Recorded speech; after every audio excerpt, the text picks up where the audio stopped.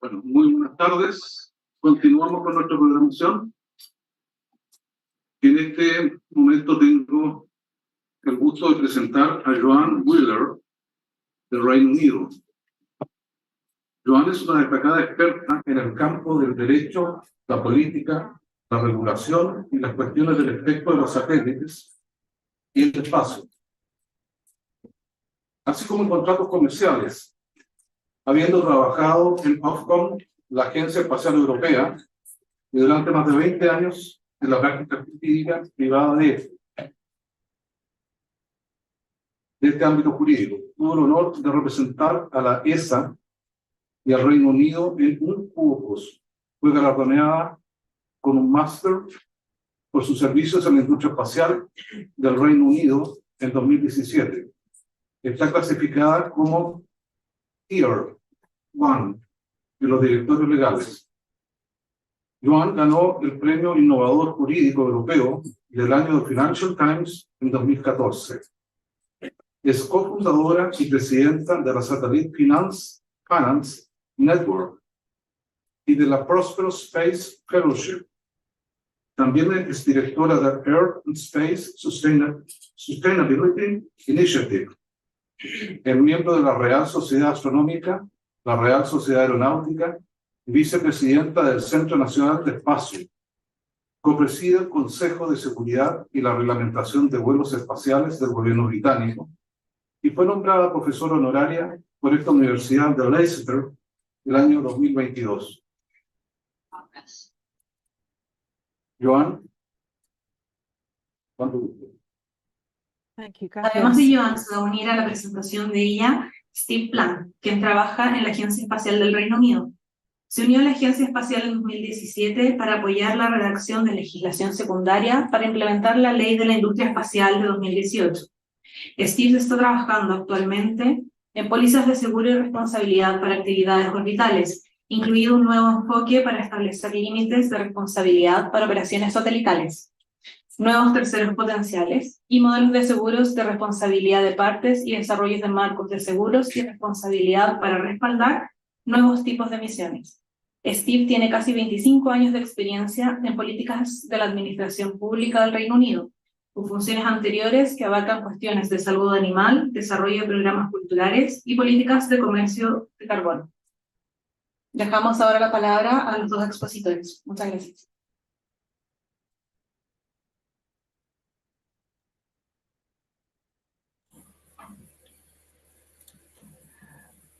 Hello, good evening, everybody. My name's Steve Plant, as mentioned. Apologies, there appears to be some issues with my camera, so I can't see you all, or you can't see me at the moment. But firstly, may I say what a great honour and pleasure it is to be able to speak with you today about this really important topic. So thank you very much for the opportunity to do so. And may I also thank colleagues at the United Nations Office for Outer Space Affairs for the opportunity to present to you today about the United Kingdom's national perspective on safety and sustainability of outer space activities. Could I have the next slide, please? Thank you. So the UK's current framework is covered by, I think I'll just stop my video there now. Hello, thank you for starting the video. Thank you very much.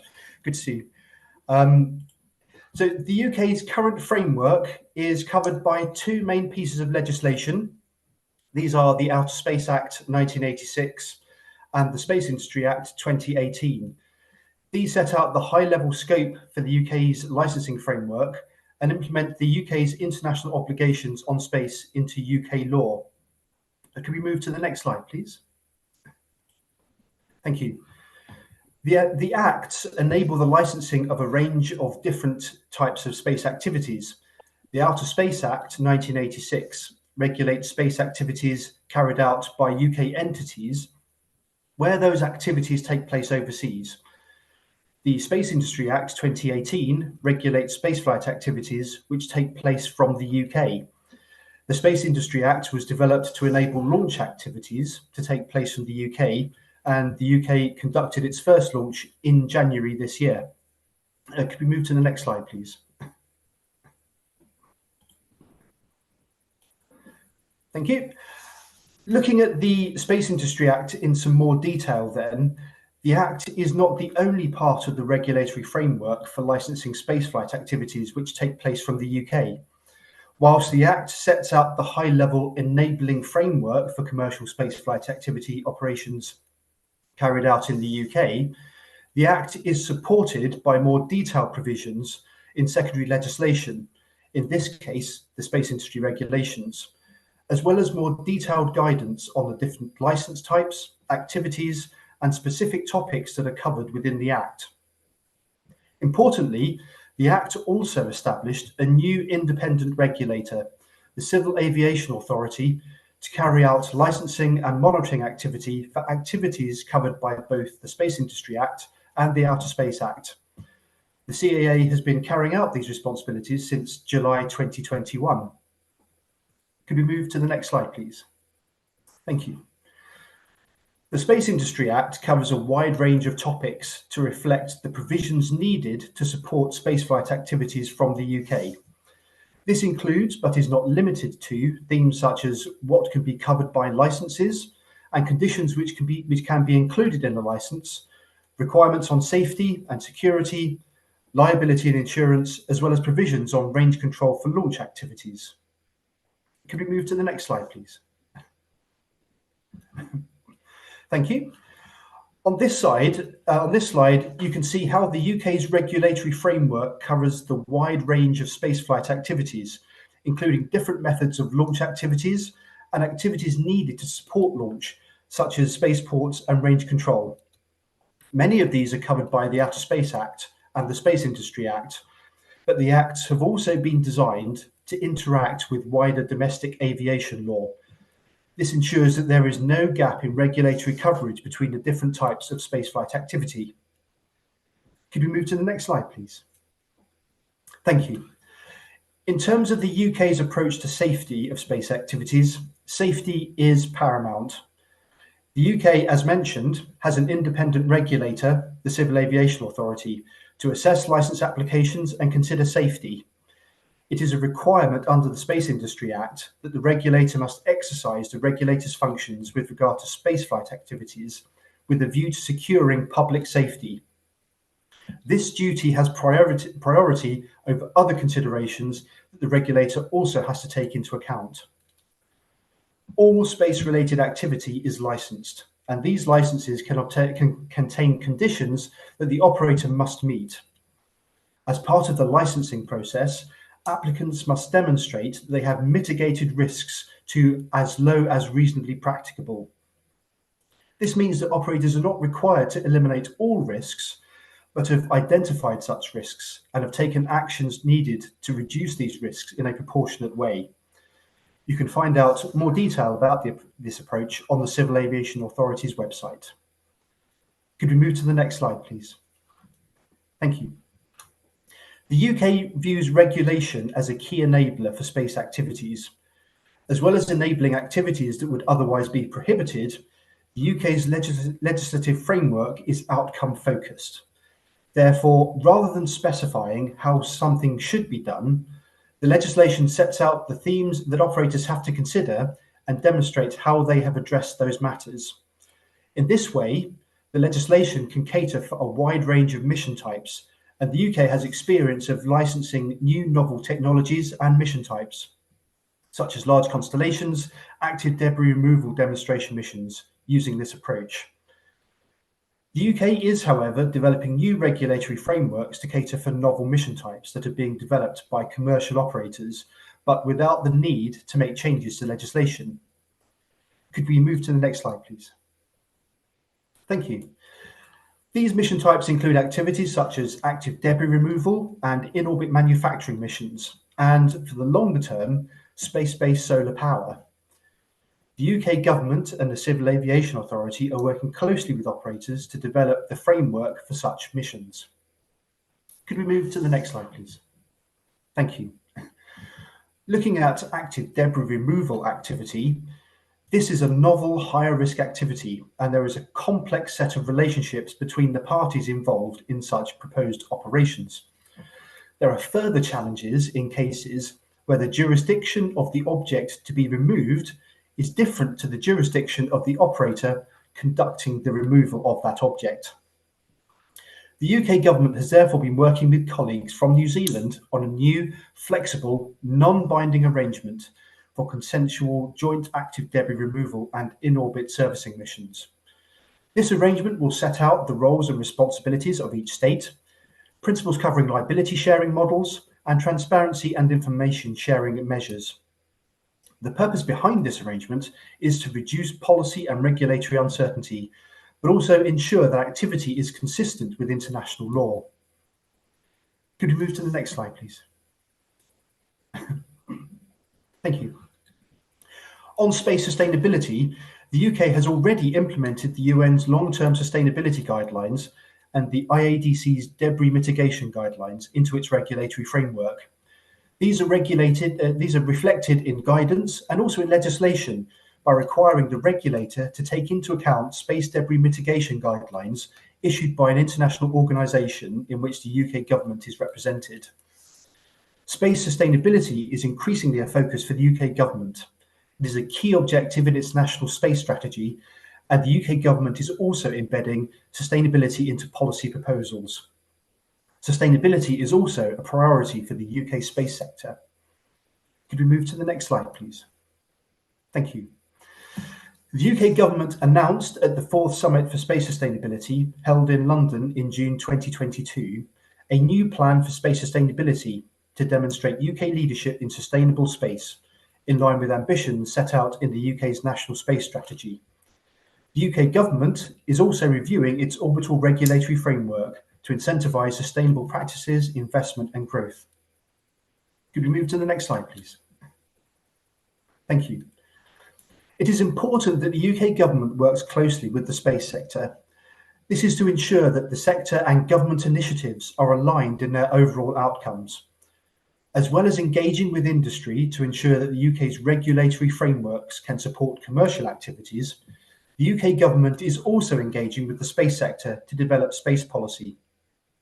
For example, the UK government set up a working group consisting of a range of UK licensed operators, insurers, academics, UK space sector experts, as well as UK government officials and UK's spaceflight regulator to inform the government's thinking on developing a new approach to setting liability limits for satellite operations, with missions assessed against a number of space sustainability criteria.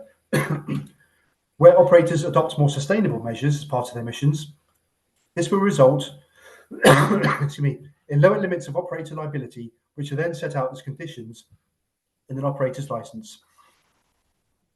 I will now hand over to Joanne to talk about the key initiative being developed by the UK space sector. Thank you very much, Steve. It is a real pleasure to be here, everybody, and to be able to speak on such an important topic. Thank you to Rosanna and Mattia and to the Ancopios and the Chilean representatives and ambassador. It's a privilege and a pleasure to engage with you all. May I begin, if we can move ahead to the next slide, please, by quoting the King Charles III. He said, "We must develop a sustainable way, a durable way of benefiting from space, just as we must here on Earth."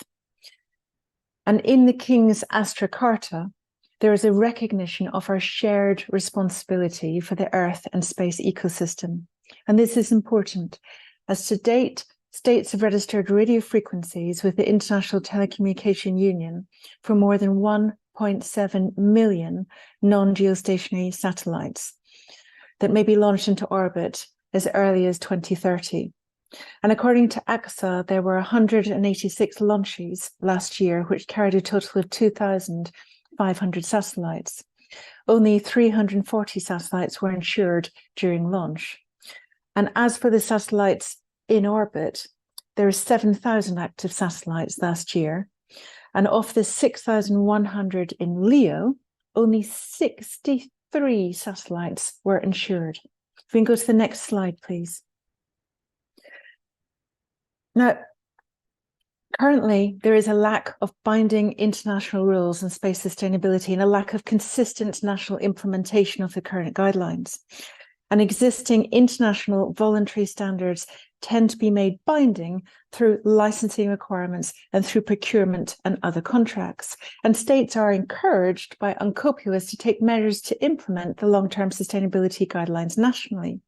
But we cannot assume that states will do this homogeneously and create incentives to ensure responsible behaviour by commercial operators. And some states do need to understand the implications of implementation and how to do this to ensure that the framework is attractive, enabling and growth creating. If you go to the next slide, please. The difference will come when the standards are implemented consistently at national level, and there's a level playing field when industry incentivized to adopt responsible behaviours. We are some way away from that at the moment. So how is this achieved? To influence and enable, but without hindering commercial activities and innovation. And how do we encourage responsible behaviour with greater accountability? And how do we drive the race to the top in sustainable practices? Well, the recent focus on space sustainability has magnified the importance of the private sector availing itself of licenses from well-respected, balanced, transparent regulatory systems that take space sustainability seriously. Good regulation leads to sustainability goals in industry and is investment enabling. And good regulation is increasingly deemed to include environmental, social, and governance, ESG criteria. And investors are increasingly demanding a compelling ESG plan as a driver of financial value. If we go into the next slide, please. So these aspects were the catalyst of the Earth and Space Sustainability Initiative, which is dedicated to enhancing and developing the benefits of space for all life and future generations. And to achieve this goal, SE has developed a set of space sustainability principles that will facilitate the establishment of space sustainability standards at an international level. And to ensure inclusion, transparency, and fairness, SE seeks to bring together the worlds of the global space industry, finance, insurance, academia, governments, regulators, and policies makers across the world, international organizations, and the public. And we have been so far fully supported by the UK Space Agency. If we go into the next slide, please. So SE, along with industry and the finance and insurance communities, have devised these set of principles down the left-hand side from which the international standards will be formed. The principles take a holistic approach covering the life cycle of a satellite from design, manufacture, right through to disposal, and also cover dark skies, quiet skies, radio frequency spectrum, Earth observation, and resource management. And we would very much welcome collaborators in all of this work. So please be in contact. We can jump to the next slide, please.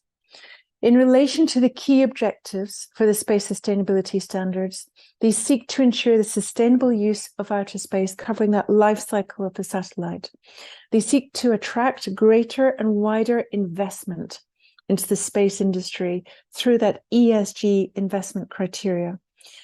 They provide transparency and confidence to investors in regard to what is a sustainable space activity with effective practices and an ESG focus. They ensure a better insurance risk, and with insurance comes finance. Better insurance risk through objective due diligence criteria, verified data, and a greater focus towards reliability and sustainability. They provide accreditation and recognition to sustainability products and practices not otherwise accredited or certified, and therefore allow companies with such products and practices to raise investment, and allow market access in other states by establishing this sustainable criteria. And they can potentially lead to lower insurance requirements and liability caps in accordance with a new variable liability approach, which the UK Space Agency are consulting on currently. And we very much thank that engagement with the Space Agency. If we can go to the next slide, please. So SE is engaging widely with industry, governments, regulators, policymakers, and the public through a comprehensive and inclusive engagement campaign. And SE seeks to drive conversations through three main strands. Number one is the space industry globally, finance and insurance community. We have to thank Lloyd's of London in this regard, which underwrite 85% of everything in space, who are completely backing this. The UK, but also importantly, other governments, regulators across the world and international organizations. And other governments and regulators can adopt these standards. We know the Swiss and the Canadians are looking to adopt them and use them in relation to their existing licensing or market access criteria. And the public and Indigenous people across the world communicating with the person on the street as to the importance of space sustainability and their uses of space. And UNIDIR will host an international workshop in January of next year, and we also hope to do a workshop with UNOOSA later on next year. If we could move ahead, please. Now, SE is complementary with other initiatives, but it's also unique. The difference is that it takes this inclusive, holistic approach, also looking at culture, the interests of all users of space and Indigenous peoples, right through to finance and insurance. Next slide, please.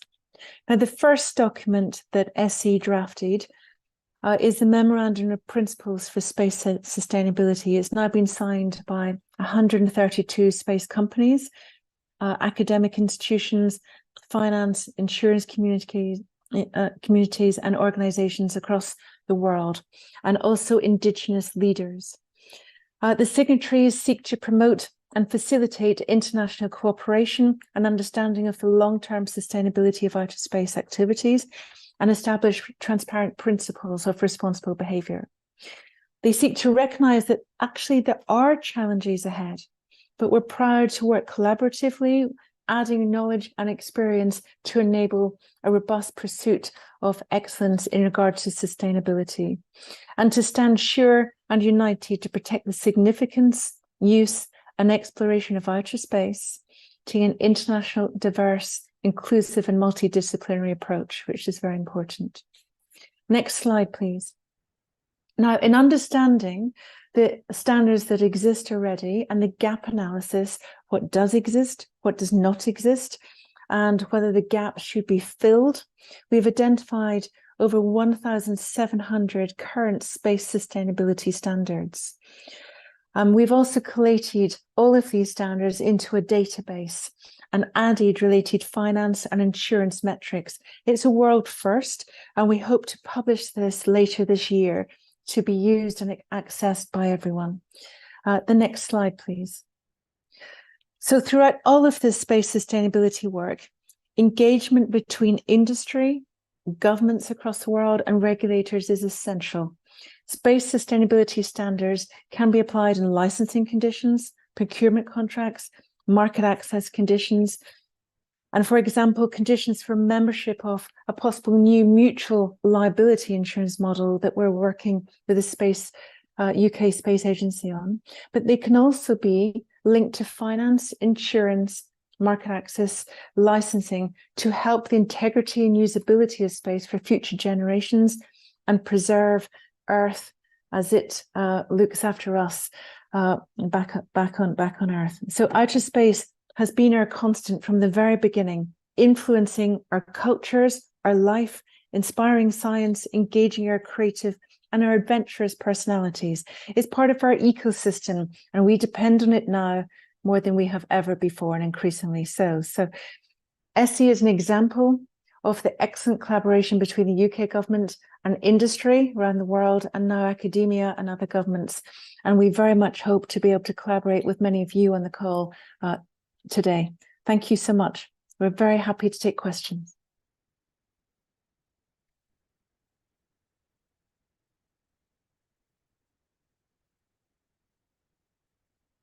Gracias, Steve, por esta presentación. Dejamos el espacio abierto por si hubiesen preguntas.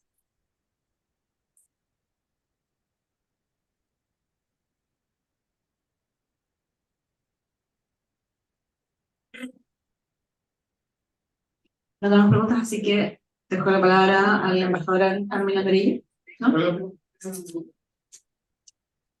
Dejamos el espacio entonces para una pregunta más a los expositores. Thank you very much. It's also a very nice conference and explanation. I would like to know if those concepts are used only in UK or they are for the whole Europe. You know.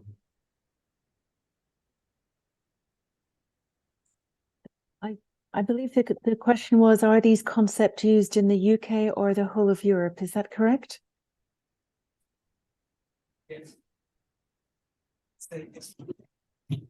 Yes, the person who is speaking said yes, but he hasn't the microphone. The microphone. Shall I try and answer that question? There are a few concepts that we have mentioned this evening that are, I suppose, the UK are seeking to be thought leaders in. So, Steve, one of them, of course, is the variable limit of liability, that maybe you could just add a sentence on. The other one is a mutual model for insurance that is not active in the space domain at all at the moment. The model is actually from the maritime and nuclear sector, but we're looking at the mutual model as a possible new addition to make it easier for small satellites and constellations to have third-party liability insurance for a much lower cost as part of a mutual fund that is industry driven. But Steve, would you like to maybe just add a sentence or two on a variable liability limits that the UK Space Agency are working on? Thank you. Yes, thank you, Joanne, and thank you for the question. So yes, the variable liability limit is something that we've developed in response to feedback from the space sector in the UK that the UK's insurance requirements are uncompetitive. And so therefore the UK government undertook a review of the framework and actually thinking about the concept of sustainability, developed a proposal to link the two. So to provide operators with the opportunity and to hopefully incentivize operators to adopt more sustainable measures, and in that case reduce the amount of insurance that operators needed to take out. So that we understand is a world first approach, as well as the other measures that Joanne has mentioned as well. So what we're looking to do is to combine these measures.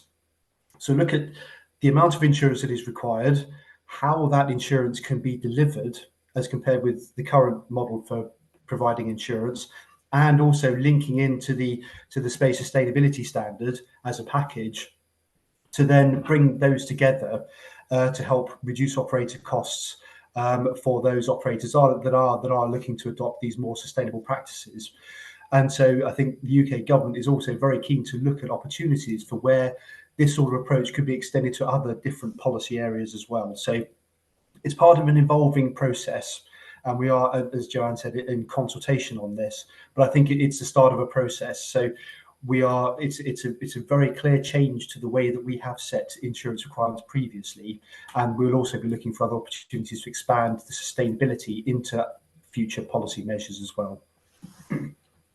And Steve, can I just add that the liability limits will have, as you just said, links to sustainability criteria, and the mutual model, if it is moving forward, can also be a membership of the mutual club, shall we say, can also be based on space sustainability criteria.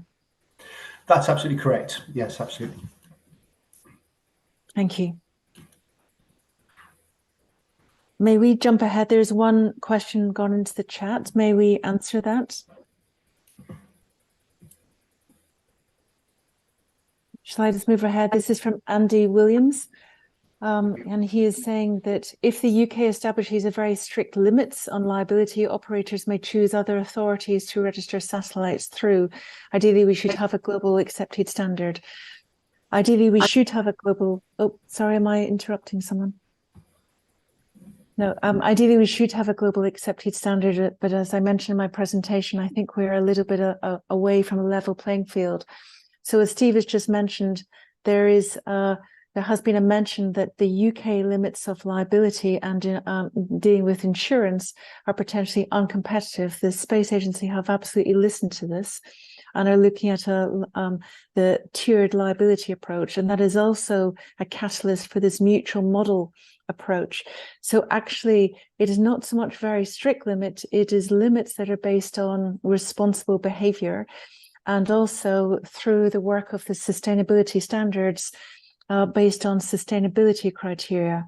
And before ESSI was set up, over the last several years of this, we have been consulting widely with industry, also other governments, but importantly, the finance and insurance sector, because also we're hoping that the criteria that the UK government are using will also allow greater investment into the space landscape and a better insurance risk, leading to easier access to insurance.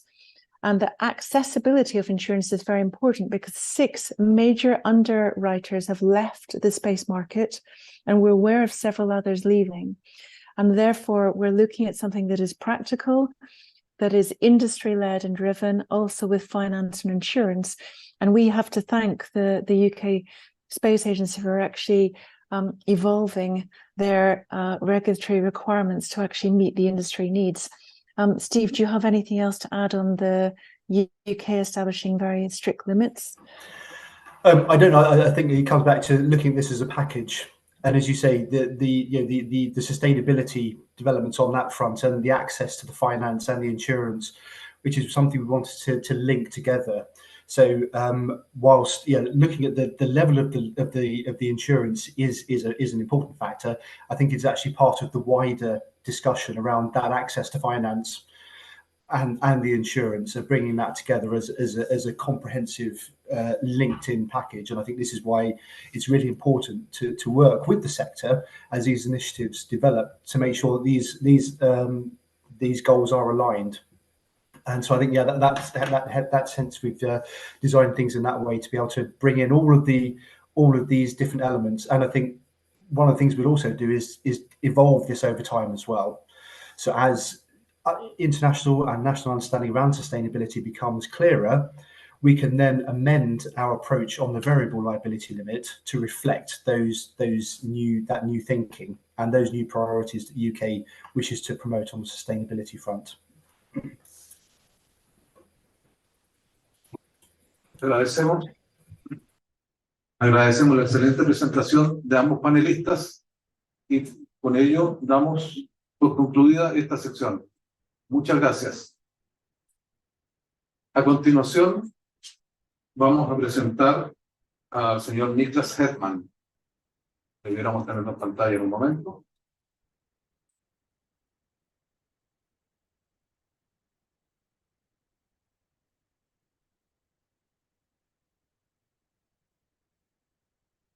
Niklas, ahí está. Okay. Can you hear me? Yes, yes. Absolutely. Thank you. I have to use my laptop. Use you, Niklas? Yes. I will give me a second, please. Thank you.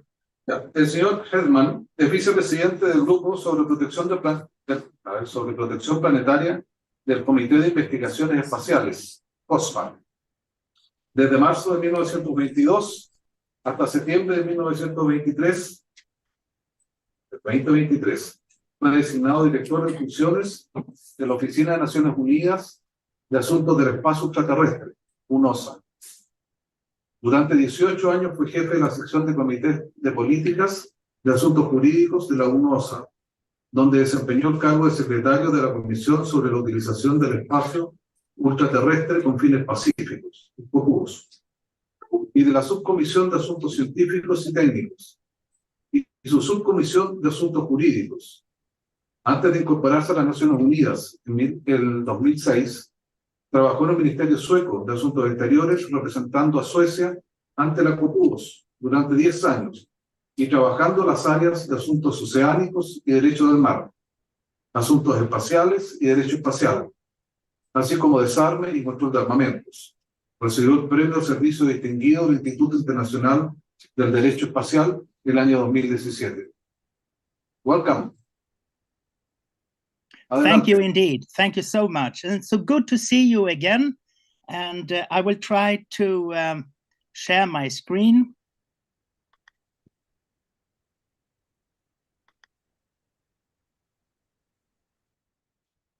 All right.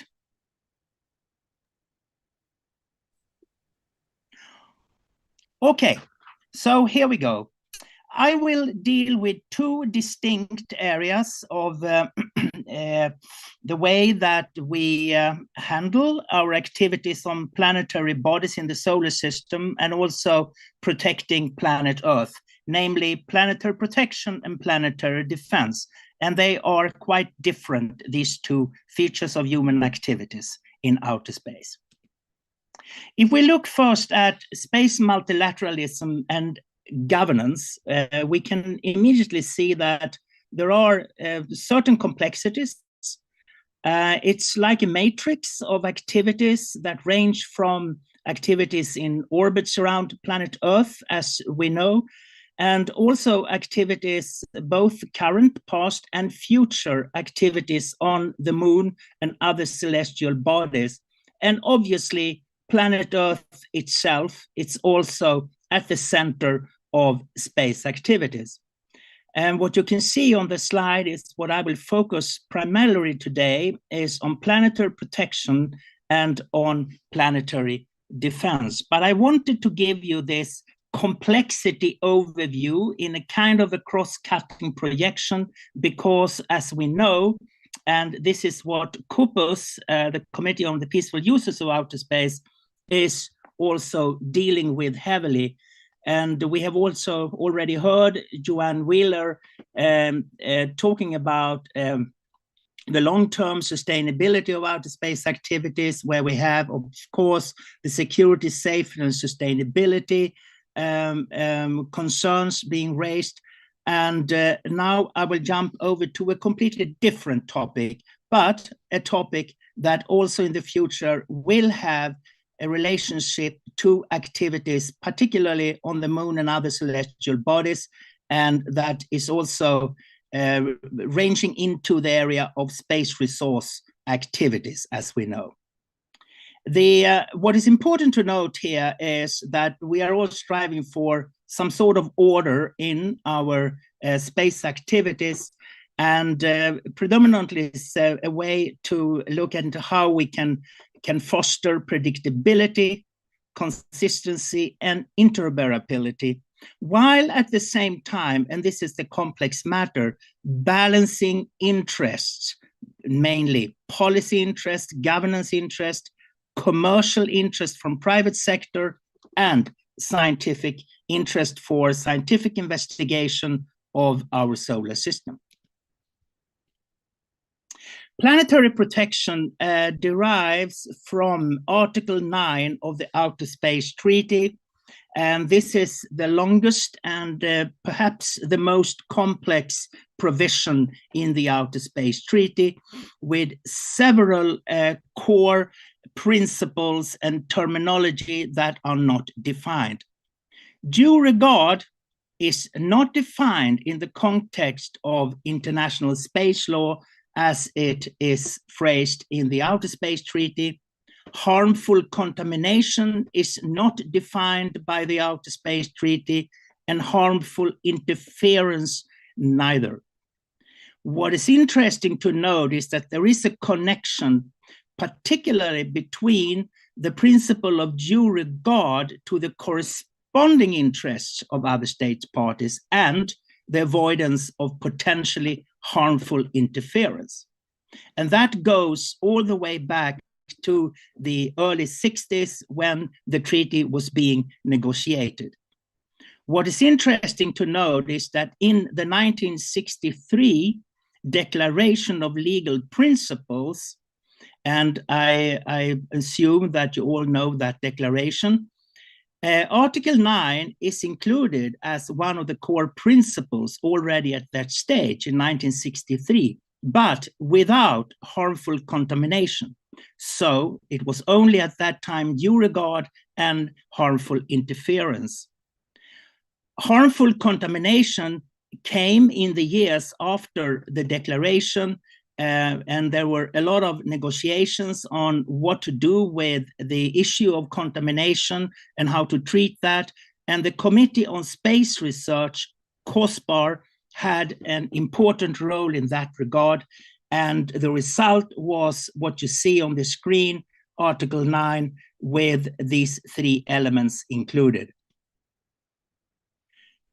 COSPAR in the early 60s, or I would say right after the declaration, had some quite important prominence in supporting the negotiations of the Outer Space Treaty, as we know, was adopted in 1967.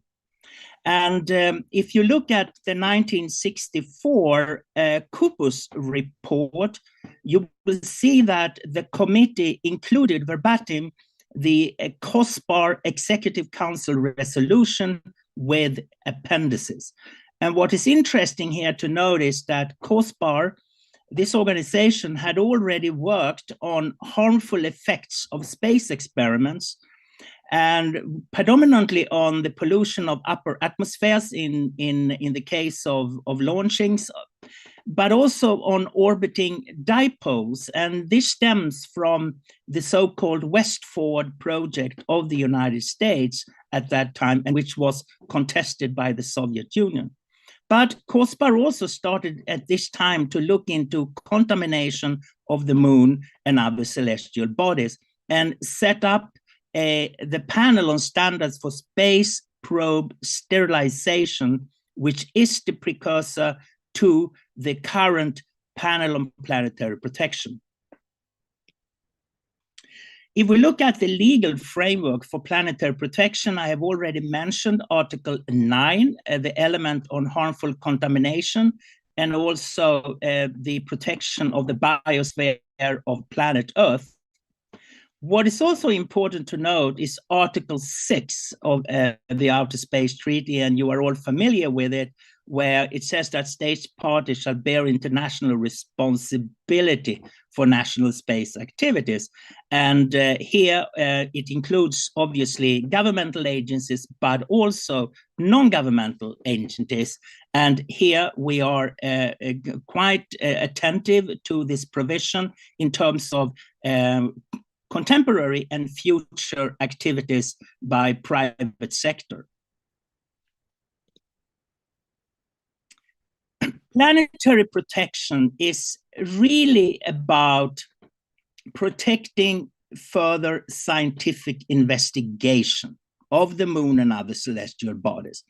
So it's not an environmental mechanism. It's not concerned really with the protection or preservation of the environment itself of those celestial bodies, but really the conduct of scientific investigation.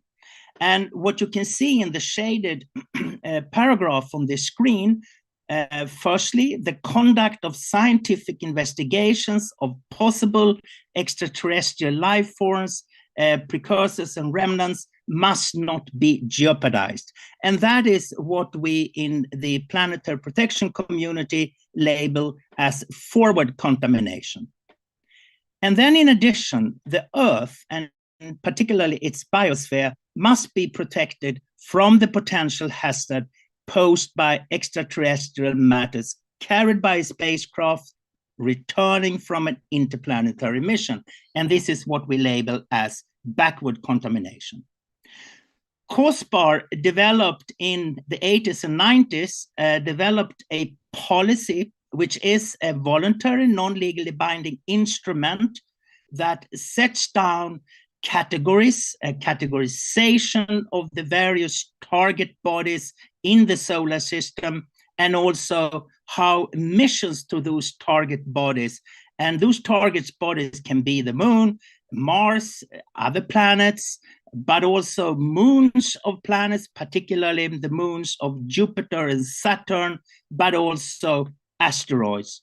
So it is a non-legally binding voluntary instrument, but this panel of COSPAR has set up a mechanism whereby national space agencies of major spacefaring nations are involved, so that states do implement the requirements and the guidance and the standard being developed by this panel on planetary protection.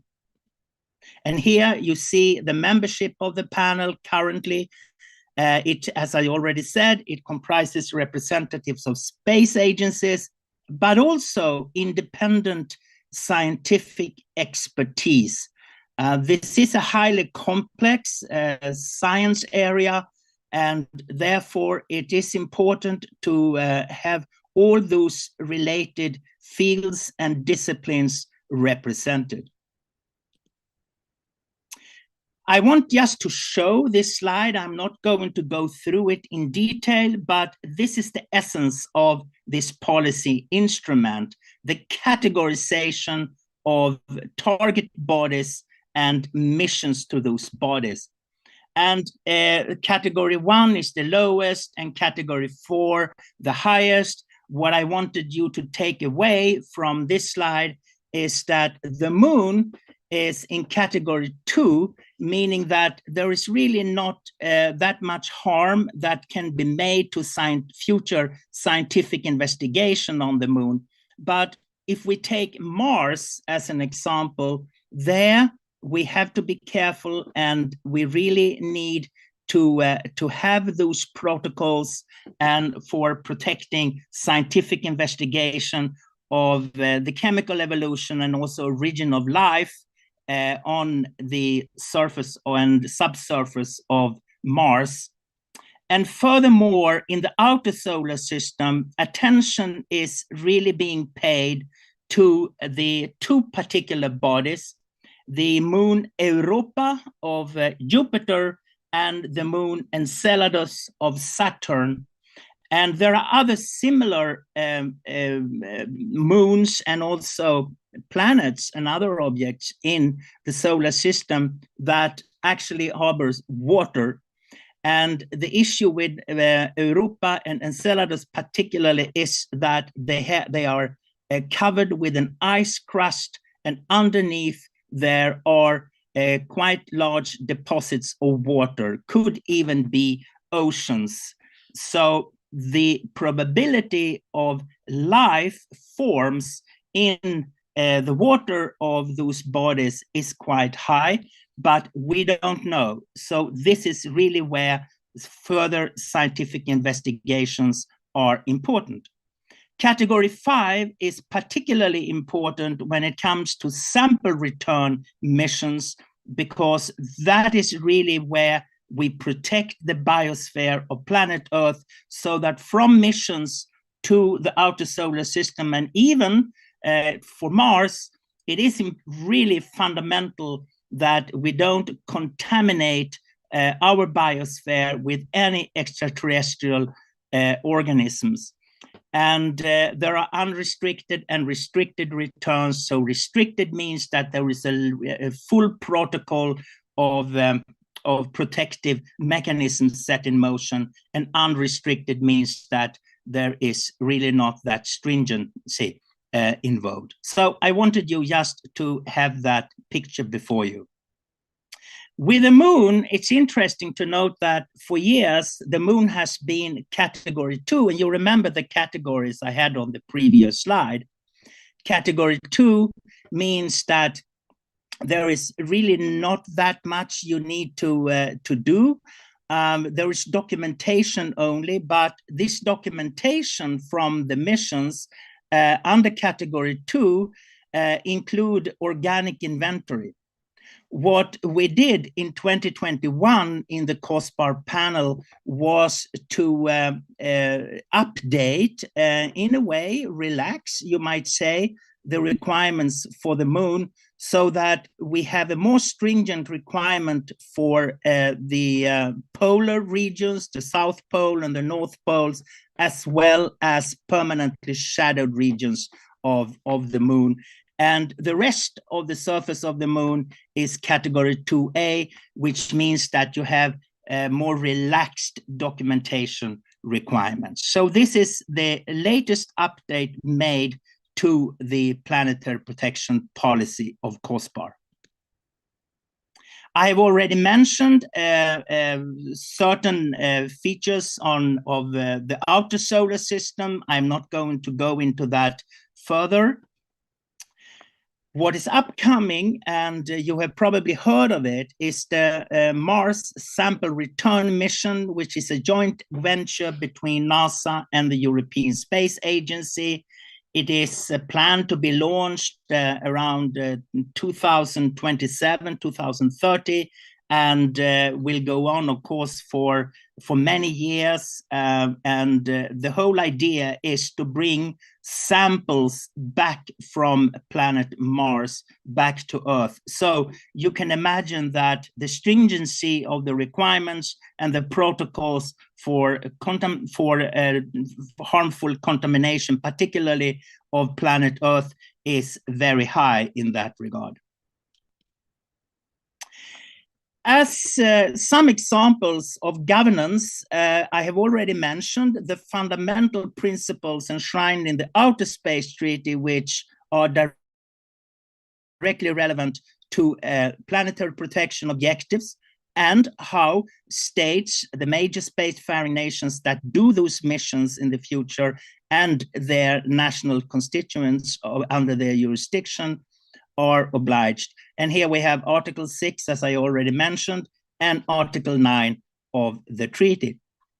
In 2017, the Committee on the Peaceful Uses of Outer Space acknowledged the work of COSPAR in maintaining its planetary protection policy, as you can see, which is again stipulated as a reference standard for spacefaring nations in guiding their compliance with Article 9 of the Outer Space Treaty. So that was a statement made by COPUS in 2017.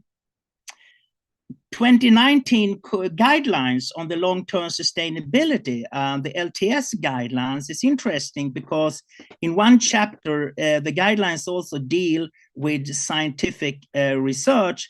And there is a paragraph which you can see at the bottom of this slide, which also acknowledges the importance of working towards planetary protection. So in a way, at the governance level, and particularly then through the work of the intergovernmental body of COPUS, there is a recognition of the importance of planet protection, particularly the policy which is agreed by national space agencies and their governments, and also in that sense, the work of COSPAR. And I should have said it earlier, COSPAR, the Committee on Space Research, was founded in 1958.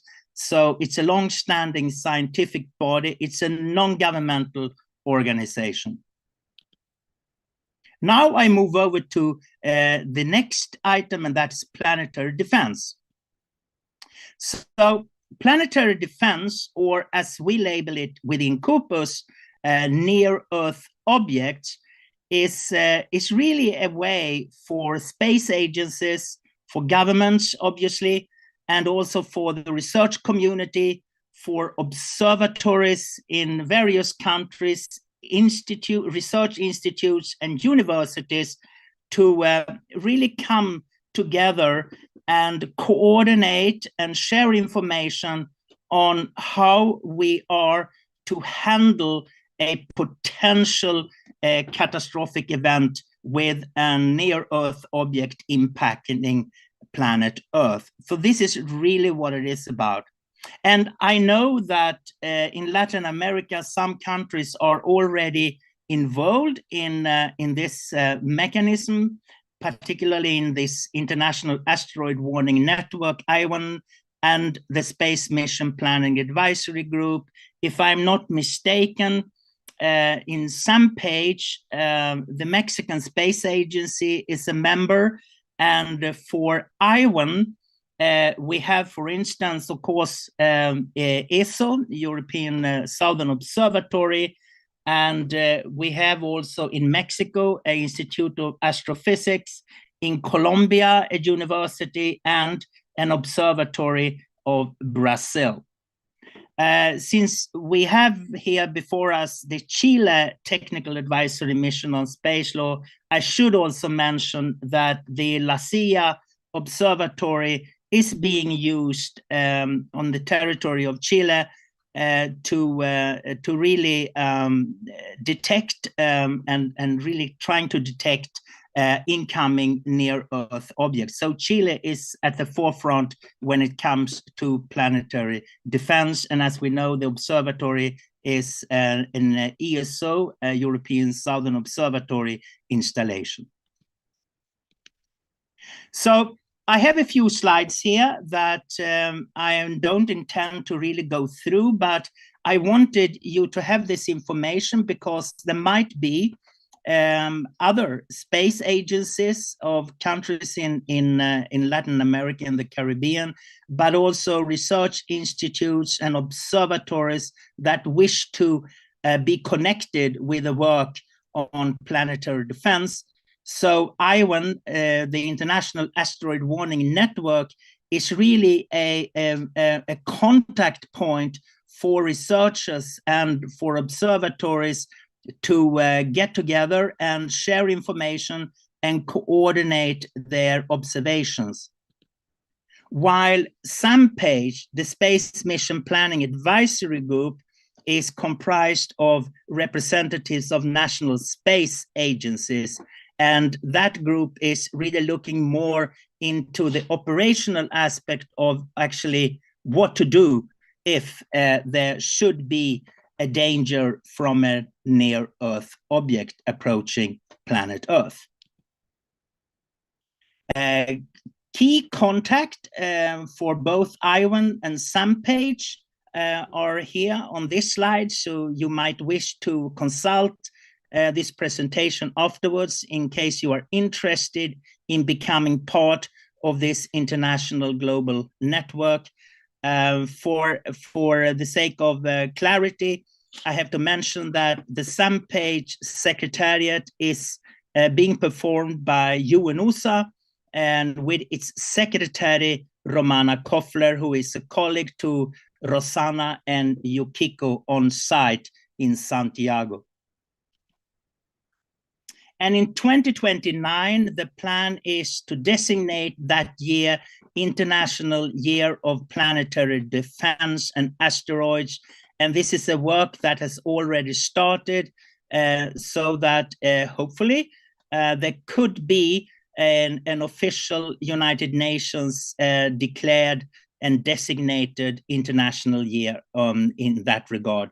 So if you are interested in helping the efforts of UNOOSA in pursuing this, you are welcome to contact Romana Koffler, who I said already is the secretary of SAMPAGE.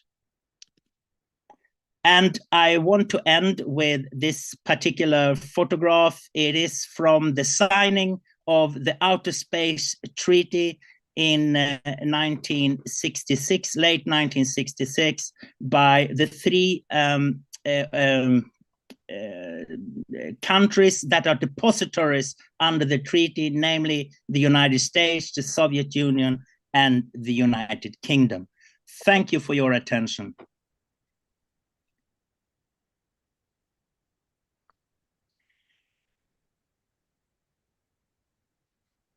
Gracias, Niklas. Un ángulo distinto, un problema fascinante. Ofrezco la palabra.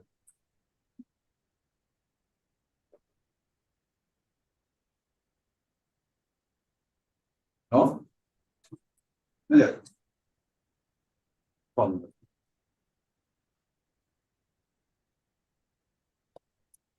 Hello, thank you for your presentation. Walter here from the Chilean Air Force. I have a question about the COSPAR. What's COSPAR stand in the testing of military grade weapons in space, whether they be for air defense or maybe other techniques? So I had some difficulties hearing your question, but I can try. You're asking if COSPAR, the Committee on Space Research, is involved in the matter of security, meaning military activities in outer space. Was that correct? Exactly. Okay. Yes. No, COSPAR is dealing with the peaceful uses of outer space. So actually, COSPAR is not really involved in research, in scientific research for defense purposes or other military purposes. So it's really a network of scientists around the world dealing with space exploration. So it is really the core activity and objective of COSPAR is space exploration. Nada. Ahora sí. Hello, Niklas. It's Victoria here. It's a pleasure to see you again. Niklas, I have the following question. In your opinion, which is the role that in the coming future the space law must play in order to protect Antarctic environment from the pollution coming from space due to the space debris issue? Can you repeat a bit, because I had some difficulties in hearing you? How governments should? Can you repeat your question? No, my question is, in your own opinion, which role must play the space law in the coming future in order to protect Antarctic environment due to the issue of space debris and the pollution that is coming from the outer space activities down on Antarctic oceans? Okay, now I get it. Oh, that is a question, the question, and of course it requires a good answer. And as we know, these are really the core of complexities in global governance today. And we know already that there are states that wish to see amendments to the already established treaty regime on outer space activities, not least the Outer Space Treaty. There are also some states that advocate the codification of international space law into a single instrument, like what was done with the Law of the Sea Convention, UNCLOS. And there is quite many states that advocate no further changes or further changes to the established treaties, and quite many states are actually also not interested in negotiating new legally binding instruments in the field of the peaceful uses of outer space. So what is interesting to note is that CUPUS, the Committee on the Peaceful Uses of Outer Space, as we know, in the 60s and 70s, managed to adopt 5 treaties, 5 legally binding instruments.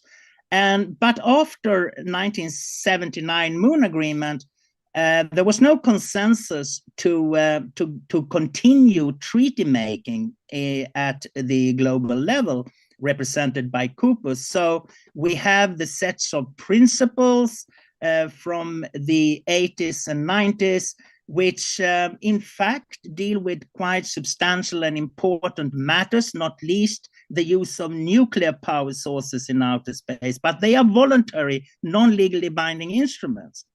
Now, in 2000 and up till 2020, we had a period of really looking into the implementation of the obligations and rights under the established legal regime in outer space. So CUPUS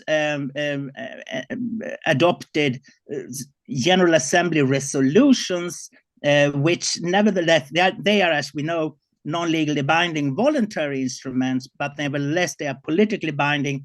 And in those resolutions, there are also actually, you can say that there is some interpretation, common interpretation made to the treaty regime.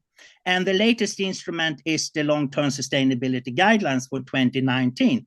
Why am I saying this? Well, it's in fact simple. It is that there is no consensus to enact new treaties, to make new treaties in this particular area of activities. So it is really, I think, it's important that we have the treaties, the 5 treaties, although the Moon Agreement is only ratified by 18 states, as we know, which in my personal view is a pity, because the Moon Agreement is a very innovative and quite a modern treaty from the late 1970s. But that's a fact. It's only 18 states parties to that treaty, and none of the major spacefaring nations have ratified the Moon Agreement. So we have the Outer Space Treaty if we are now looking into the fundamental principles and leave aside Liability Convention and Registration Convention. But the Rescue Agreement is also there and deals also with the return of space debris from planet Earth. Your question about Antarctica, and it's not only Antarctica, it's also other areas on planet Earth. I think this might be a concern that will continue, but your question was whether space law can do anything. I'm not so sure that there would be any consensus in the foreseeable future for any new legally binding instruments, but states should continue coming together and do their utmost in developing guidelines and also to implement the guidelines already at hand. So I think it's a combination of instruments that realistically we will see in the foreseeable future. Don't forget that when we are now moving closer and closer to, I would say, multiple activities on the moon and other celestial bodies in the solar system, we might also see, in a way, similar concerns with the environment of those bodies, not least orbital environments. And I'm thinking about the moon, where we could say in the next 20, 30 years, there will be many states that will have operations on the moon. And we might actually see space debris problems also arising around such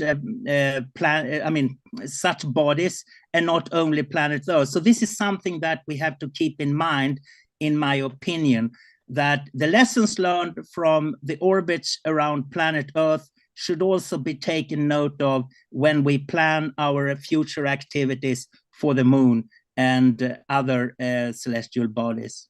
Thank you.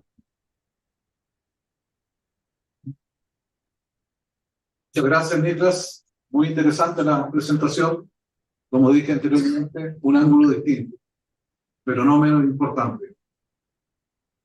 Con esto terminamos esta sección y pasamos al receso. Les pido que por favor a las 4:30 en punto estemos en la sala de regreso. Gracias.